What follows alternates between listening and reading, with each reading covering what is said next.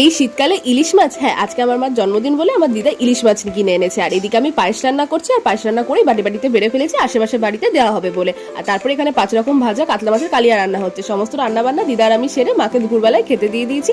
আর এখানে ছিল ভাত, 5 রকমের ভাজা, শাক ভাজা, ডাল, কাতলা মাছের কালিয়া, ইলিশ ভাপা, চাটনি, পায়েস, পাঁপড় ভাজা, 7 রকমের মিষ্টি। আর এখানে মা আমাকে বলছে আমি এত কিছু কি করে খাবো, তুইও আমার সাথে খেতে বসে যা এখানে। তারপরে আমি বিকেলবেলা রেডি হয়ে গেছিলাম মিও আমরেতে কেক আনতে। মার জন্য এখান থেকে একটা চকলেট কেক নিয়েছিলাম।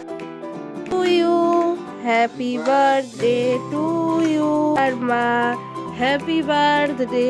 মাকে দাও আগে।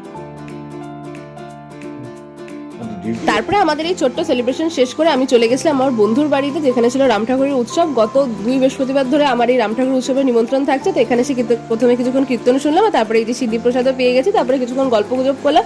আর দুপুরবেলা এখানে খেতে যেতে পারিনি বলে কাকিমা আর কি, মানে আমার বন্ধুর মা, এই যে খাবারটা পার্সেল করে দিয়েছে।